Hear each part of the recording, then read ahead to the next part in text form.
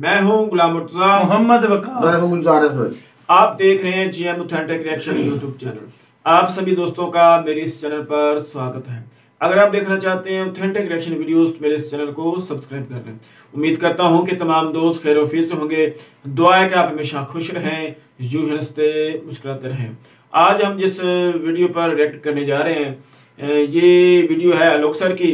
तो मैं पहले भी बताता हूँ कि आलोक सर जो हैं वो बड़ी प्रूफ और सबूत के साथ बातें किया करते हैं। तो आज भी वीडियो देखते हैं उसमें वो क्या हमारे लिए सबूत लाएंगे और क्या हमें प्रूफ दिखाएंगे। तो सबसे पहले इस वीडियो को टाइटल देखते हैं, Pakistan public reaction why India is great country. तो ये है जी इस वीडियो का टाइटल।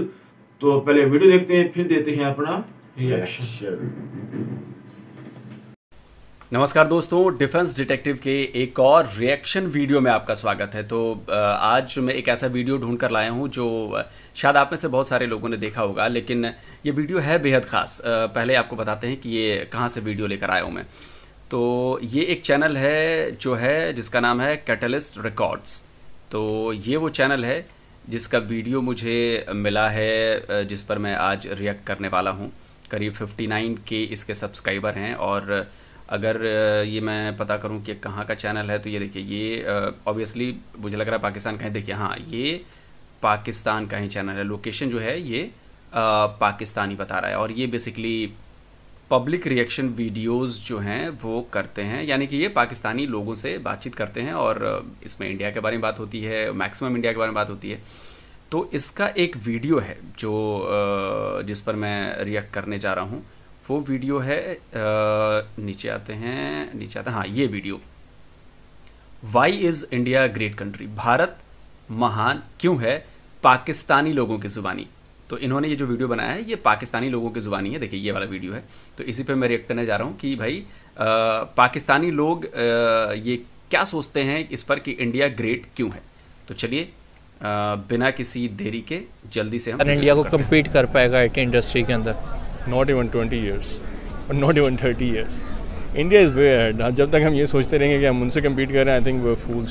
वो बहुत आगे हैं, उनके बहुत ज़्यादा इंसेंटिवाइज किया गया है, उनके पास बहुत प्रोजेक्ट्स हैं, कंपनीज हैं, ट्रस्ट है। इंडिया को compete करने में तो यही है कि इंडिया की ग्रोथ रुक जाए और हमारी ग्रोथ बढ़ जाए। भारत ने जो वैक्सीनेशन का प्रोग्राम स्टार्ट कर दिया है और वो ट्रायल से भी काफ़ी आगे पहुंच गए हैं। आज जो उन्होंने एस्ट्राजेनेका जो कंपनी है यूरोपियन, उसको साइन अप कर दिया है and they have started to procure the vaccines and apply it to the public. India में और एक मिनट रुकना चाहूँगा। और ये जो वैक्सीन है ये सिर्फ हमने अपने लोगों को ही नहीं लगाई है, बल्कि हमने कई सारे देशों के, मतलब 12-14 देश हैं जिनको हमने ये वैक्सीन भेजी है। और बहुतों को जो हमारे पड़ोसी देश हैं जैसे बांग्लादेश है, नेपाल है, श्रीलंका है, हमने तो लाखों डोजेज इस वैक्सीन की हमने फ्री में दी हैं उनको। हर चीज़ चाहे वो दूसरी प्रायोरिटीज़ को कम देते हैं, लेकिन इंडिया वाले अपनी आवाम को सहूलियात देते हैं। हम उनको कोसते हैं, हम उनको बुरा कहते हैं, उनको नहीं, हम जो हमसे आगे हम सबको बुरा कहते हैं। लेकिन क्यों कहते हैं? क्योंकि हम अपनी आवाम को प्रायोरिटीज़ नहीं देते, हम सहूलियात नहीं देते। इंटरनेट ही नहीं, हर चीज़ में महंगाई की जाती है। क्यों की जाती है? कि हमने इनको आगे भेजा है, हमने इनको अप्रिशिएट किया कि आप आगे जाओ और हमें जाके संभालो। लेकिन इसका मतलब ये नहीं है कि आप हर चीज़ को महंगा से महंगा करते जाओ। जो अमीर तबका है वो गुजारा कर सकता है, गरीब तबका नहीं। देखिए यहाँ पे रोका है मैंने। ये मोहतरमा जो हैं ये बहुत सेंसिबल बात कर रही हैं। भारत हमेशा से प्रोग्रेसिव रहा है, वो गरीबों के लिए सोचता है, वो गरीबों के लिए काम करता है। मिडिल क्लास जो है हमारा, उसके लिए जो सहूलियत लेके आती है वो ज़्यादा से ज़्यादा हमारी सरकार की कोशिश होती है कि वो कम पैसों में मिले, उनकी सहूलियतें मिले और वो जिससे उसका फ़ायदा उठाकर लोग अच्छा कर सके। अब भाई पुरानी सरकारें हो या नई सरकार हो, सब ने कुछ ना कुछ ऐसा काम किया है। जैसे राजीव गांधी की सरकार में कंप्यूटर क्रांति आई, बहुत अच्छा लगा। पिछले कुछ सालों में डिजिटल क्रांति आई है, डिजिटल चीज़ों पर ज़्यादा बढ़ावा दिया जा रहा है। आप जैसे इंटरनेट की बात कर रही हैं, तो इंटरनेट दुनिया में सबसे ज़्यादा सस्ता जो है वो भारत में है। तो आप ये मानिए कि बहुत सस्ता है। हमें इतना डेटा मिल जाता है कि हम यूज़ नहीं कर पाते, खर्च नहीं होता यार, इतना डेटा मिलता है। चलिए आगे वीडियो को बढ़ाते हैं। यहाँ पे एक चीज़ 10 लाख की है, इंडिया में वही चीज़ 3 लाख की है, तो why this is the difference. वो वहाँ पे उन्होंने इसलिए इतना इंटरनेट को कर दिया कि रुल गया उन्होंने।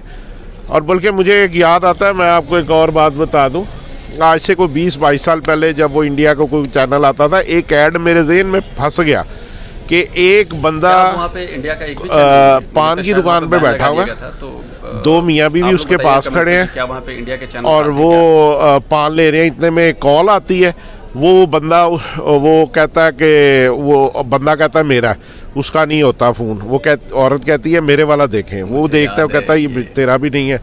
तो वो बड़ा ऐसे करता है, दुकानदार है तो मेरा फ़ोन आया। यानी उस वक्त मोबाइल रखना एक लग्जरी था, तो वो ऐसे देखता, कहता मेरा है, वो देखता है उसका भी नहीं था।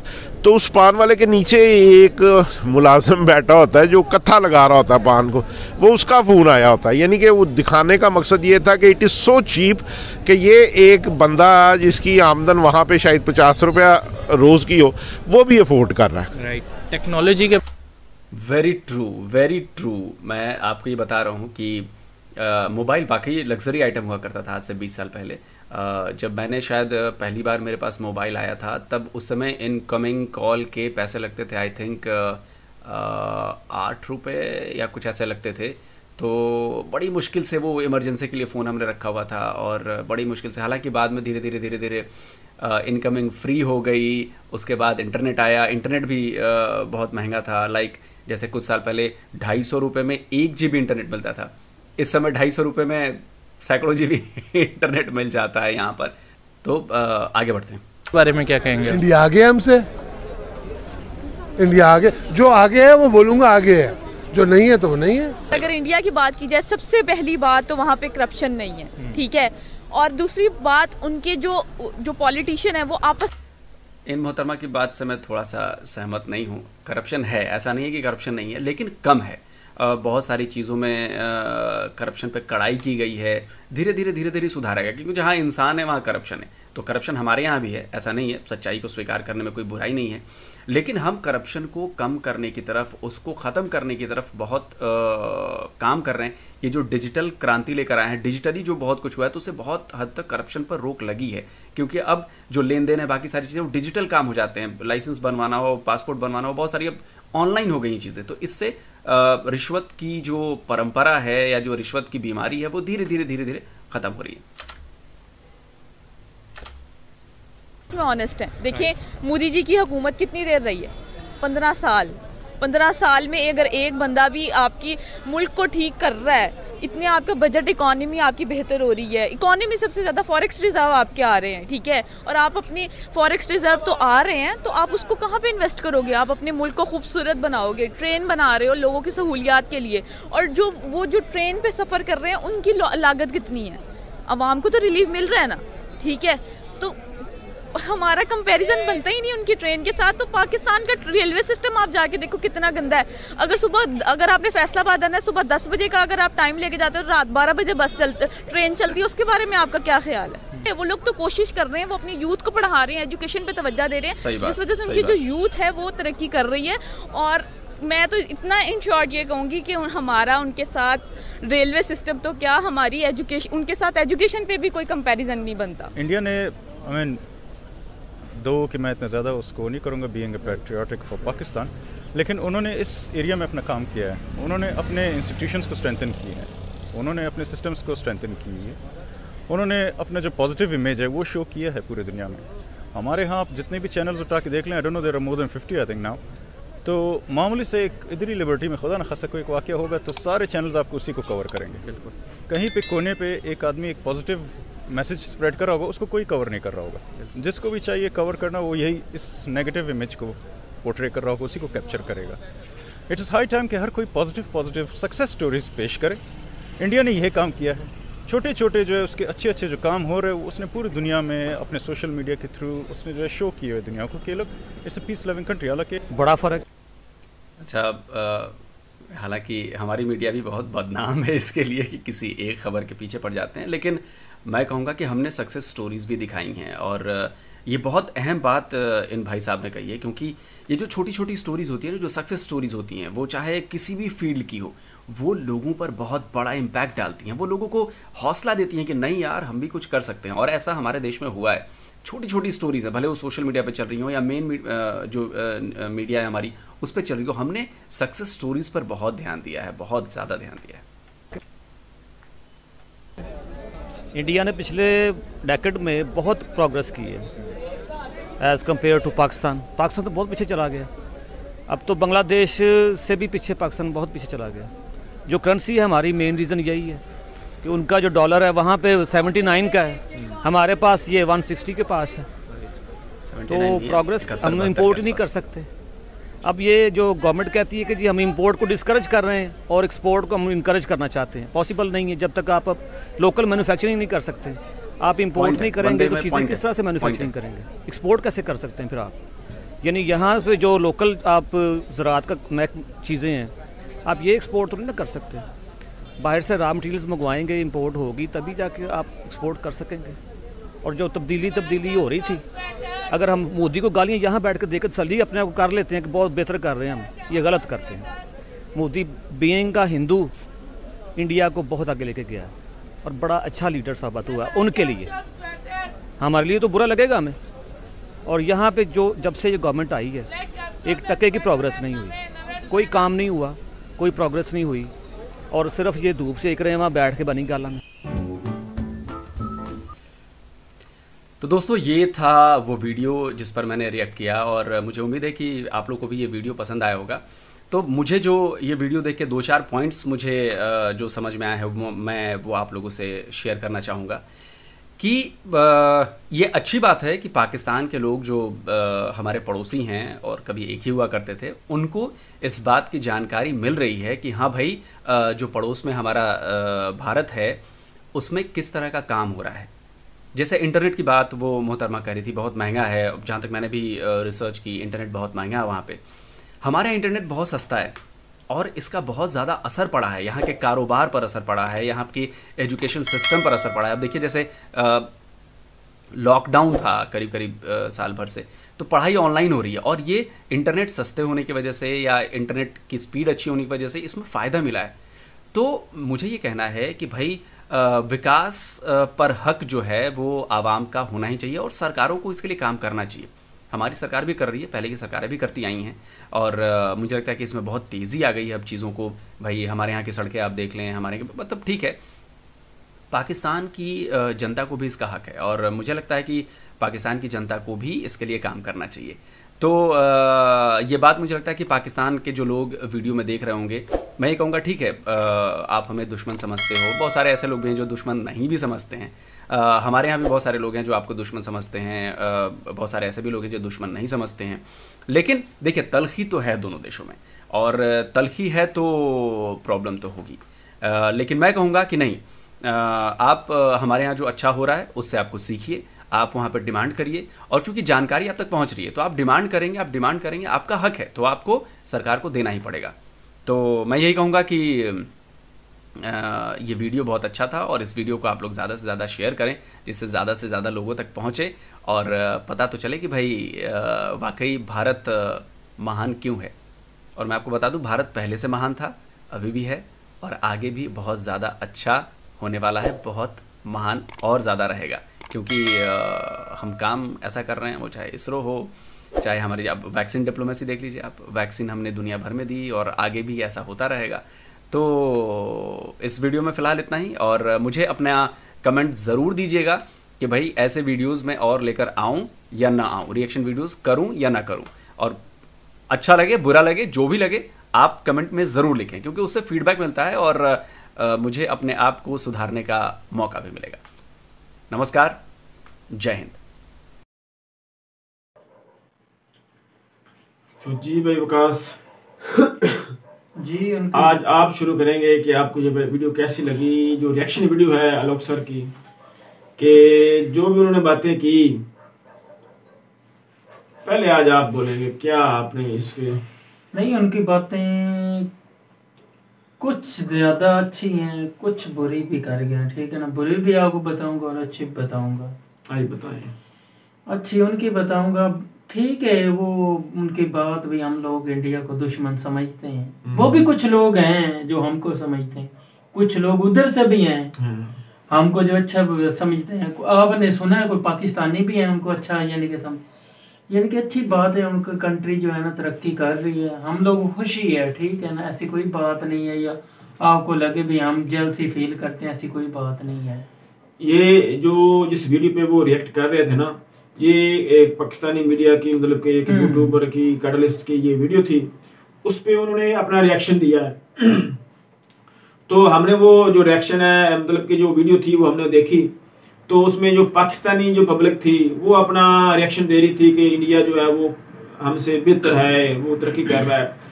तो आलोक सर ने दरमियान में ना रोक कर उस पर अपना व्यू देते गए, और मैं जो समझता हूँ कि उन्होंने बड़ा ही मुस्बत और पॉजिटिव व्यूज दिए हैं। जो भी उन्होंने चीजें देखी, जो दिखाई, उस पर मुस्बत बात की, उन्होंने कोई नेगेटिव बात नहीं की, जितना कि मैं समझ सका हूँ। तो जब हम किसी को अपने दुश्मन समझते हैं ना, तो थोड़ी सी भी उनकी कोई नेगेटिविटी मिलती है ना, तो हम फौरन वहां पर जो ना वावेला करना शुरू कर देते हैं कि ये हो गया, वो हो गया। तो जितना मैं समझता हूँ, मुझे तो इसमें कोई ऐसी जो नेगेटिविटी है ना वो नहीं मिली, क्योंकि जो उनका हक है, जो वो तरक्की कर रहे हैं, वो उनको हमें एडमिट करना चाहिए, हमें उसको मानना चाहिए कि ये वो वाकया कर रहे हैं। जैसे कि आपके सामने है कि ये जो कोरोना का वबाल आया है पूरी दुनिया में, तो वैक्सीन जो है वो पहले तो वैक्सीन बन ही नहीं थी, काफ़ी मुल्क जो है वो इस वैक्सीन को तैयार करने में लग गए, तो नहीं बनी, फिर कुछ ममालिक ने बनाना शुरू कर दी। तो हमारा जो मुल्क है वो तो इंपोर्ट कर रहा है, मतलब कि काफ़ी मेरे ख्याल 4 कंपनीज हैं जिनके वो 4 मुल्कों की मेरे ख्याल मुख्तलिफ हैं जिनकी वो इंपोर्ट की हैं। तो बात कहते हैं कि इस मुल्क की ठीक है, बात कहते हैं इस मुल्क की ठीक है। तो इंडिया ने अपनी खुद तैयार कर ली और दूसरे मुल्कों को एक्सपोर्ट कर रहा है। मेरी भाई बात सुन ले, उन लोगों ने अभी खुद तैयार किया। आपको पता है इतने बुरे हालात थे इंडिया के, आपको पता है कोरोना के दौरान इतने, मेरी बात सुन लेना फिर जवाब दे देना, इतने बुरे थे, इतने यानी कि लॉकडाउन लगे थे। मैं कहता हूँ यकीन करें, मैं इनका मीडिया सुनता था तो अल्लाह माफ करे, तौबा करता था भी, जगह नहीं मिलती थी लोगों को अंदर, यानी कि अंदर। वो तो पूरी दुनिया के हालात है, अमेरिका सुपर पावर है, वो बात इतने बुरे हालात अमेरिका, इन लोगों ने इतना अपना यानी कि ना भाई अपना आप छुपाया है ना, कोरोना के ऊपर जो है ना हकीकत नहीं बताई। वो जो कि पता नहीं क्या नाम है जहाँ ये लोग जलाते हैं, मुझे शमशान, उधर जो है ना लोग इंतजार करते थे भी हमको बारी कब मिलेगी। ये इन आंखों से देखा, झूठ नहीं बोल रहा। मैं आपकी बात के साथ सहमत करता हूँ, हमने भी ये वीडियोस में देखी कि जो वो शमशान घाट है वहां पर जगह नहीं मिलती, इंतजार करते थे।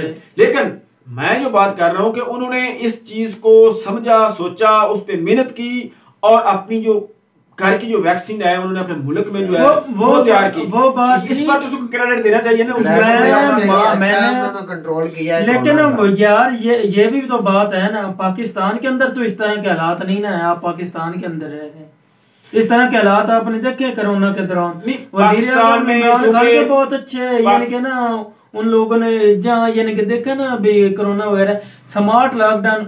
एक आपको बोल देता हूँ, मिसाल दे देता हूँ छोटी सी, हमारी गली में तो हमारी गली तक महदूद रखा गया, दूसरे इलाके को आजाद रखा भी, ये लोग आ जाए। ये तो माननी पड़ेगी, जो कोरोना के हालात थे ना वो पूरे वर्ल्ड में पाकिस्तान के हालात बेहतर थे, वो पूरी दुनिया मानती है।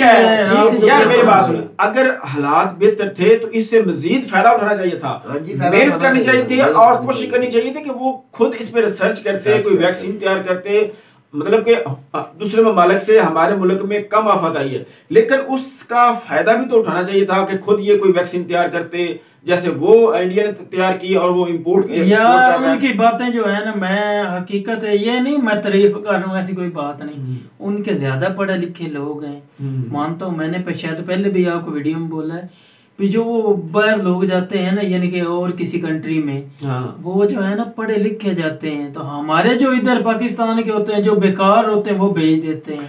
नहीं उन्होंने मेहनत की है, नहीं इस तरह हमारे मुल्क में ना पता क्या है, जो बंदा काबिल होता है ना, उसको यहाँ पर काम करने के लिए कोई सहूलियात मौजूद नहीं है। वो जो बाहर वाली कंट्रीज है ना, वो उनको देते हैं, मतलब के उनको बाहर ले जाते हैं, मतलब कम लोग हैं ना भाई यार, कम नहीं, बहुत इंटेलिजेंट पाकिस्तान में भी है। मैं एक बैरून मुल्क की बात आपको कर रहा हूँ भाई, बैरून मुल्क जाने की। यार मैं जानता हूँ, मैं चूंकि मेडिकल फील्ड के साथ मेरा तल्लुक है, मैं जानता हूँ कि हमारे मुल्क में एक फार्माकोलॉजिस्ट था, उसने कहा कि मैं हेपेटाइटिस सी की जो ये इंजेक्शन होते हैं ना, वैक्सीन होती है ना, ये मैं मतलब कि ये जो कोर्स होता है करवाते हैं हेपेटाइटिस सी के लिए, मैं सस्ते दामों की ये मैं तैयार करके देता हूँ, मुझे जो गवर्नमेंट है वो सपोर्ट करे।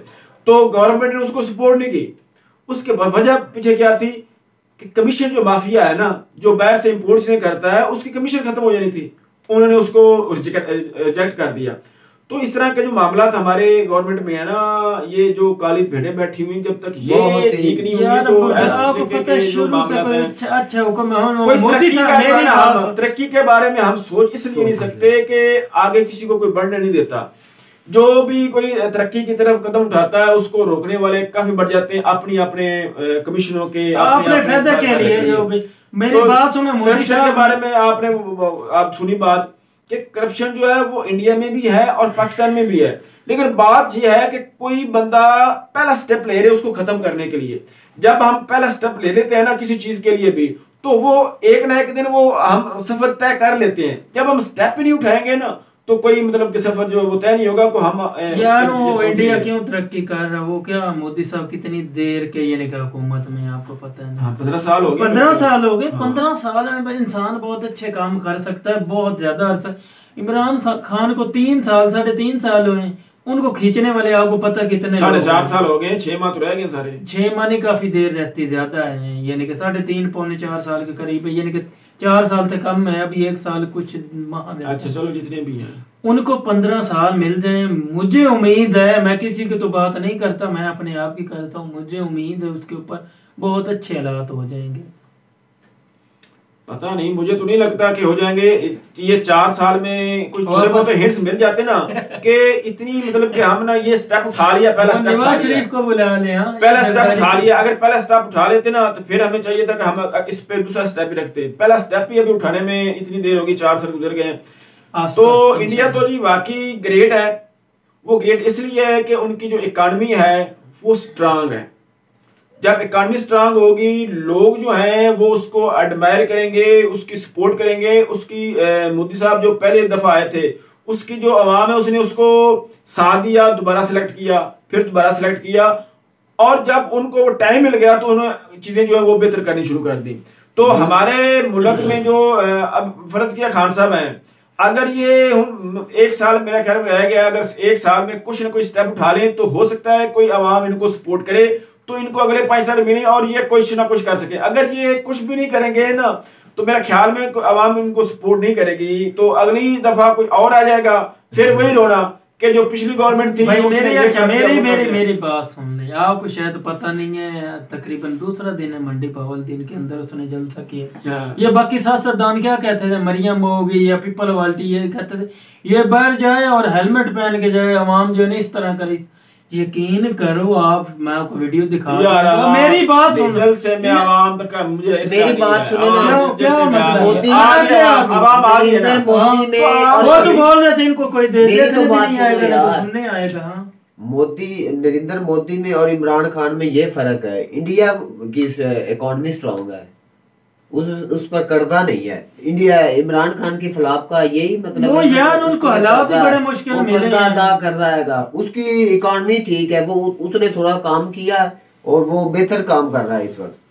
चलो जी, दुआ करते हैं कि हमारा मुल्क भी बेहतर हो, जैसे कि इंडिया ग्रेट है, हमारा मुल्क भी, पाकिस्तान भी ग्रेट हो, हम भी फख्र करें, पाकिस्तान भी ग्रेट, हम भी फख्र करें कि हम भी कोई ऐसी वीडियो देख रहे हो कि इंडिया की जो आवाम है वो भी हमारे मुल्क के दिखा दूंगा, हमारे मुल्क के बारे में बता रहे हो कि वाई पाकिस्तान इज ग्रेट। तो ये हम इसकी ख्वाहिश रखते हैं कि अगर ये भी हमें कुछ हो जैसे कि इंडिया जो है वो ग्रेट है। तो यही थी आज की वीडियो। उम्मीद करता हूँ कि आपको हमारी वीडियो पसंद आएगी। वीडियो पसंद आए तो वीडियो को लाइक करें, शेयर करें, हमारे चैनल को सब्सक्राइब कर दें। मिलते हैं अगली वीडियो में किसी नए टॉपिक के साथ, तब तक दीजिए इजाजत। अल्लाह हाफिज।